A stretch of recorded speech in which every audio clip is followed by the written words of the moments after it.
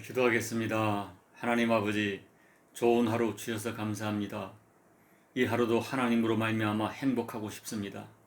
아버지, 먼저 말씀해 주시고 말씀을 순종하게 싸우니 우리 마음을 감동시켜 주시고 그 말씀 붙들고 우리에게 다가오는 모든 도전들을 이겨내는 하루가 될 수 있도록 축복해 주옵소서. 이 아침에 우리 영을 맑게 하시어 드려지는 모든 기도가 영으로 기도하고 영으로 응답받는 복된 새벽 될 수 있도록 은혜 베풀어 주옵소서. 예수님 이름으로 간절히 기도하옵나이다. 아멘. 오늘 말씀은 로마서 14장 17절부터 23절 말씀까지입니다. 하나님의 나라는 먹는 것과 마시는 것이 아니요 오직 성령 안에 있는 의와 평강과 희락이라. 이로써 그리스도를 섬기는 자는 하나님을 기쁘시게 하며 사람에게도 칭찬을 받느니라. 그러므로 우리가 화평의 일과 서로 덕을 세우는 일을 힘쓰나니 음식으로 말미암아 하나님의 사업을 무너지게 하지 말라. 만물이 다 깨끗하되 거리낌으로 먹는 사람에게는 악한 것이라. 고기도 먹지 아니하고 포도주도 마시지 아니하고 무엇이든지 내 형제로 거리끼게 하는 일을 아니함이 아름다우니라. 내게 있는 믿음을 하나님 앞에 스스로 가지고 있으라. 자기가 옳다 하는 바로 자기를 정죄하지 아니하는 자는 복이도다. 의심하고 먹는 자는 정죄되었나니 이는 믿음을 따라 하지 아니하였기 때문이라. 믿음을 따라 하지 아니하는 것은 다 죄니라. 아멘. 여러분, 고린도전서 8장 13절 말씀을 보면 바울께서는 만일 음식이 내 형제를 실족하게 한다면 나는 영원히 고기를 먹지 아니하여 내 형제를 실족하지 않게 하리라고 선언합니다. 내 형제가 음식으로 말미암아 실족한다면 나는 차라리 영원히 그 고기를 먹지 않겠다는 선언입니다. 이것은 바울의 진심이었습니다. 성도 하나를 생각하는 바울의 마음이 고린도전서 8장 13절에 정확하게 나타나 있습니다. 그리고 오늘 본문 21절 말씀을 보면 그와 같이 어떤 문제이든지 형제가 꺼리끼는 일을 하지 않는 그것이 아름답다고 했습니다. 결국 사도 바울께서 거듭 강조하는 것은 신앙인의 제일 중요한 신앙 행동 원칙이 나의 자유함이 다른 사람에게 아픔이 돼서는 안 된다는 것입니다. 나는 무엇이든지 먹을 수 있는 자유함이 있는 믿음이 있지만 나의 자유함이 믿음의 형제들에게 부딪힐 것이나 거칠 것이 된다면 차라리 나의 자유함을 기꺼이 포기하는 것이 아름다운 신앙 행위라고 선언하고 있는 것입니다. 그리고 오늘 본문 말씀에는 이와 같이 우리들의 행동이 내 주변 사람들에게 아름다운 행동이 되기 위해서 두 가지를 깊이 점검할 것을 말씀합니다. 첫째는 내 마음에 평강이 있는지를 살펴보라는 것입니다. 17절을 보십시오. 하나님 나라는 먹는 것과 마시는 것이 아니요 오직 성령 안에서 의와 평강과 희락이라고 하셨어요. 이 말씀은 이런 뜻입니다. 하나님의 사람들은 먹고 마시는 것, 기타 여러 가지 비본질적인 문제로 너무 에너지를 쏟지 않는다는 것입니다. 대신에 성령의 사람은 먹든지 마시든지 의와 평강을 추구합니다. 여기서 의라고 하는 것은 하나님과의 바른 관계이고 평강은 사람들과의 조화로운 관계입니다. 그리고 이와 같이 의와 평강을 추구할 때 주어지는 기쁨이 희락입니다. 여러분, 그렇습니다. 우리가 성령 안에 있으면 먹는 문제로 크게 갈등하기보다는 먹든지 마시든지 하나님을 생각하고 그 다음에는 사람과의 관계에서 평강을 훨씬 중요하게 생각하고 시작합니다. 어떤 음식을 먹느냐 먹지 않느냐 같은 비본질적인 문제를 가지고 분쟁하지 않습니다. 오히려 상대방 형제와의 화평을 위해서라면 나의 자유함을 기꺼이 포기합니다. 이와 같은 행동이 하나님 앞에 의다, 의로움이라고 정의하는 것입니다. 사랑하는 교회 여러분, 교회 안에서 이 먹는 문제 같은 비본질적인 문제 때문에 하나님의 사업이 망가진다는 것은 있을 수 없는 일입니다. 교회는 주님의 몸이고 주님의 몸이라면 주님의 지배를 받아야 됩니다. 주님께서는 화평케 하는 자가 복이 있다니 그가 하나님의 아들이라 일컬음을 받을 것이라고 하셨습니다. 그러므로 나의 자유함이 공동체의 화평을 깨트린다면 그것은 주님의 일이 아닙니다.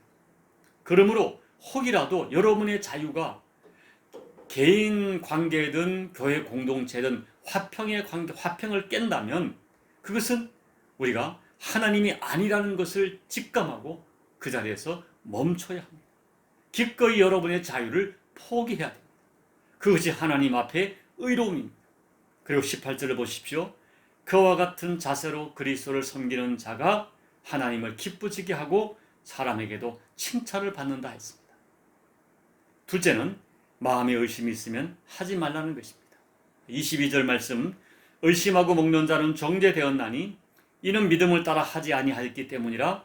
믿음을 따라 하지 아니하는 모든 것이 다 죄니라. 이 말씀을 여러분이 좀 더 이해하기 쉽게 제가 현대어 성경을 가지고 한번 읽어드리겠습니다. 여러분이 하는 일이 다소라도 의심이 되거든 그 일을 하지 마십시오. 그 일이 믿음에서 벗어난 일이라고 느끼면서도 하는 것은 죄가 됩니다. 만일 어떤 음식 앞에서 먹을까 말까 하고 의심이 된다면 차라리 먹지 말라는 것입니다. 나의 양심이 꺼리낌이 있다면 먹어서는 안 된다는 것입니다. 사랑하는 여러분, 하나님께서는 우리에게 선물 하나를 주셨는데 바로 양심, 신앙 양심. 이 본문에서 사용하고 있는 믿음을 따라 하라는 말은 사실 양심을 따라 하라는 말입니다. 물론 여러분, 이 범죄한 인간들, 아담 이후로 범죄한 인간들의 양심이 심각하게 훼손되고 오염된 것은 사실입니다. 그러나 여러분, 우리가 진심으로 예수 그리스도를 주님으로 영접했다면 우리는 구원 받는데 그때 우리의 훼손되고 망가지고 오염된 양심까지도 현저하게 회복됩니다. 더구나 구원받은 사람들에게는 성령님이 내주에 계십니다. 그렇기 때문에 죄로 말미암아 무뎌져 있던 우리의 양심이 현저하게 회복되어 양심의 기능이 예민하게 작동하기 시작합니다. 그래서 내 주변에 어떤 것이 죄이거나 또는 어떤 것이 타락한 것이라면 내 양심의 고통을 느끼게 됩니다. 그렇게 예수님 안에서 회복된 우리의 양심이 우리가 먹어서는 안 될 음식 앞에도 예민하게 작동한다고 저는 믿습니다. 하나님이 기뻐하지 않는 음식 앞에 이상하게 마음에 찔림이 있고 내 마음이 불안하고 편치 않습니다. 머뭇거리게 되는 것입니다. 그때 멈추라는 것입니다. 저는 부디 여러분의 양심이 살아있어서 결정적인 순간에 여러분의 양심이 작동하기를 예수님 이름으로 축복합니다. 그리고 그 양심이 작동할 때 그 양심 앞에 순종하는 여러분들이 꼭 되시기를 예수님 이름으로 축복합니다. 이제 말씀을 마칩니다. 사랑하는 여러분, 제가 오래전에 이미 소천하셨지만 온누리 교회 하용재 목사님의 그 창세기 3장 그 강해 중에 선악과 강해를 제가 참 공감하며 읽은 적이 있습니다. 사탄이 인간을 타락시키고 하나님과의 분열을 시키기 위하여 아담과 하와에게 선악과를 먹게 했습니다. 그 결과 선악과를 먹은 인간은 그때부터 하나님처럼 선악을 아는 존재가 되었습니다. 그런데 여기 선악을 알게 됐다는 말의 진짜 의미는 인간이 그때부터 하나님 자리에 앉아서 하나님처럼 내가 선과 악을 구별하고 내가 선과 악을 결정하게 되었다는 것입니다. 결국 선악과를 먹은 인간은 이것은 선이고 이것은 악이다, 이것은 옳고 이것은 틀렸다라고 자기가 결정하는 모습으로 나타난다는 것입니다. 그래서 끊임없이 당신은 틀렸어, 당신 때문이다, 너 때문이다, 이렇게 계속 비판하고 판단하고 정죄하는 모습으로 나타나게 되었다는 것입니다. 나와 같지 않은 사람에게 불편하고 화가 난다는 것입니다. 판단하고 정죄한다는 것입니다. 심지어 교회 가서 설교를 듣고 찬양을 하면서도 예배를 드리면서도 끝나고 나면 바로 선과 악을 구별한다는 것입니다. 이것이 범죄한 인간의 몸에 본능처럼 되어버렸다는 것입니다. 그런데 여러분, 그 에덴 동산에는 창세기 3장의 에덴 동산에는 선악과만 있는 것이 아니라 생명나무도 있었습니다. 생명나무는 사람을 살립니다. 그래서 생명나무 과실을 먹은 사람은 끊임없이 상대방을 살리고자 하는 본능이 일어난다는 것입니다. 생명나무를 먹으면 정죄할 것과 비판할 것이 불쌍하게 보인다는 것입니다. 오히려 용서하고 축복하고 위로하고 격려하고 사람을 세워가는, 사람을 살리는 본능을 가지게 된다는 것입니다. 이 생명나무는 두말할 필요 없이 예수 그리스도를 상징합니다. 그렇기 때문에 누구든지 생명 대신 예수님을 영접했다면 그 사람에게는 조금씩 사람을 살리고 세워주고자 하는 생명의 역사가 분명하게 나타난다는 것입니다. 저는 여러분들이 생명나무 대신 예수님을 영접했기 때문에 예수님처럼 사람을 살고자 하는 생명의 영성이, 생명의 본능이 여러분에게 나타나기를 축복합니다. 부디 먹고 마시는 것 같은 비본질적인 문제 때문에 너무 많은 에너지를 쏟지 말고 그런 비본질적인 문제 때문에 사랑하는 형제 자매를 실족하게 해서는 안 되는 것입니다. 오히려 내 신앙의 자유조차 연약한 형제를 위하여 포기할 수 있는 아름다운 믿음의 삶을 꼭 살아내시는 여러분들이 되시기를 예수님 이름으로 축복합니다. 아멘. 오늘 찬송가 216장을 찬양하겠습니다. 성자의 귀한 몸 날 위하여 버리신 그 사랑 고마워라. 내 머리 숙여서 주님께 비는 말 나 무엇 주님께 바치리까. 지금도 날 위해 간구하신 이 옅은 믿음이 아옵나니. 주님의 참사랑 고맙고 놀라운 찬송과 기도를 쉬지 않네. 주님의 십자가 나도 지고 신실한 믿음과 마음으로 형제의 사랑과 친절한 위로를 네게나 베풀게 하옵소서. 만 가지 은혜를 받았으니 내 평생 슬프나 즐거우나 이 몸을 온전히 주님께 바쳐서 주님만 위하여 늘 살겠네. 아멘. 하나님 아버지, 하나님 나라는 먹는 것과 마시는 것이 아니오 오직 성령 안에서 의와 평강과 희락이라 말씀하셨습니다. 아버지 하나님, 먹고 마시는 문제로 갈등하는 로마 교회와 초대교회의 모습이 우리들의 모습인 것을 고백합니다. 아버지 하나님, 우리에게 성령께서 강한 믿음과 깨달음을 더해 주셔서 먹든지 마시든지 아버지 영광을 위하고 형제 자매와 교회 공동체 가족과의 화평을 도모하는 이 진리의 길을 선택할 수 있는 믿음을 허락해 주시옵소서.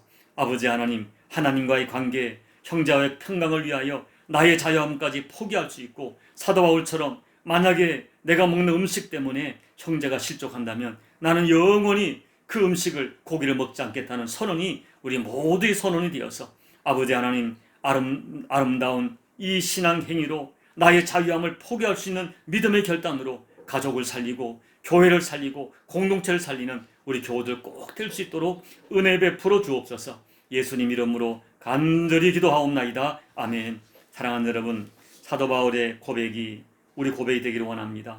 그리고 하나님 나라는 먹고 마시는 것이 아니라, 그것 때문에 갈등하는 것이 아니라 하나님 안에서, 성령 안에서 의를 추구하고 평강을 추구해서 주어지는 희락이 하나님 나라입니다. 의는 하나님과의 관계고 평강은 인간과의 관계입니다. 여러분, 오늘 말씀을 기억하면서 하나님 아버지, 이 사도 바울이 장황하게 이렇게 음식 문제를 다루는 것은 이 문제가 작지 않기 때문입니다.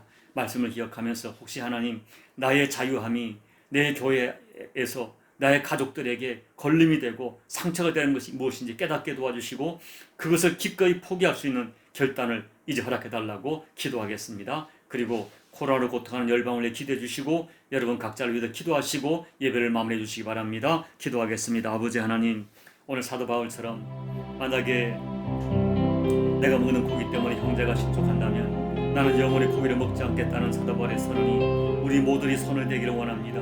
하나님 나라는 먹는 문제, 마시는 문제가 아니라 성령 안에서 의와 평강과 희락이라는 말씀을 기억하면서 아버지 하나님, 이런 문제로 너무 갈등하고 아파하는 로마 교회의 문제가 우리의 문제이고 나의 문제이고 고백하오니 아버지 이 시간 깨닫게 도와주십시오. 내가 혹이라도 갈등하는 문제가 무엇입니까? 교회 공동체 앞에 가족들에게 상처를 주는 것이 있습니까? 그들에게 걸림이 되는 것이 있습니까? 나의 고집이 있습니까? 아버지, 이제는 그 모든 것들을 예수님 안에서 분별되어지게 도와주시고 성령 안에서 분별하여 기꺼이 포기하고 기꺼이 아버지 끊어버리고 기꺼이 이제는 정리할 수 있는 믿음과 결단을 허락해 주셔서 하나님 아버지, 이 로마서 14장 15장을 통해 주시는 말씀이 우리 가운데 실천이 되어지고 우리 가운데 행함이 될 수 있도록 하나님 아버지 은혜 베풀어 주셔서 주님 안에서 아름답다 칭찬받고 사람들에게 화평을 도모하는 저희 모두가 될 수 있도록 은혜 베풀어 주옵소서. 아버지 하나님, 사랑하는 우리 교우들에게 이런 깨달음을 더해 주시길 기도합니다. 이 말씀을 듣는 자들마다 내게 정리해야 할 것이, 내게 포기할 것이 무엇인지 깨달아지는 은혜를 허락해 주시옵소서. 고난을 고통한 열방을 주께서 위로해 주시고 이 고통 가운데 우리 할 일이 무엇인지 깨닫게 도와주시며 우리 자매의 가까이 있는 공동체 가운데 내가 지켜야 할 질서를 지키게 도와주시고 내가 마땅히 지켜야 할 행동을 지키게 도와주시고 나아가서는 이 고통 가운데 세미한 아버지의 음성을 듣고 열방을 끌어안고 기도하고 중보하는 우리 모두가 될 수 있도록 도와주옵소서. 오늘도 아버지 앞에 엎드려 간간한 교우들, 여전히 우리가 눈이 어둡고 부족하여서 아버지 눈에 보여지고 만져지는 것만으로 기도할 수밖에 없는 저희들, 아버지께서 영을 깨워주셔서 보이지 않으나 마땅히 구할 것, 신령한 것, 아버지가 마땅히 원하는 것을 구할 수 있는 아버지 그런 하나님의 사람들이 되어서 우리의 기도가 신령한 기도, 영의 기도, 하늘을 보좌를 움직이는 기도가 될 수 있도록 아버지 도와주셔서 저들의 간절한 길을 통하여 하나님 나라가 확장될 뿐 아니라 우리 삶 속에 예수 구원의 역사가 실제하는 구원으로 경험될 수 있도록 하나님 아버지 은혜 베풀어 주옵소서. 은혜 베풀어 주옵소서. 우리의 기도를 도우사 영의 기도를 할 수 있도록 주여 도와주시옵소서. 이 종을 불쌍히 여겨주시고 하나님 종이야말로 눈을 들어 영의 기도를 하고 내 사랑하는 교회 공동체를 아버지께 기뻐하는 교회로 만들어갈 수 있는 하나님 은혜를 더해주시고 아버지 간절히 기도합니다. 회복의 은총이 종에게 꼭 허락되어서 회복된 영으로, 회복된 심령으로, 회복된 목회를 감당할 수 있도록 아버지 은혜 베풀어 주옵소서. 아버지 은혜 베풀어 주시옵소서. 아버지 저를 살려주시고 제게 은혜를 베풀어 회복의 은총이 실제가 될 수 있도록 아버지 은혜 베풀어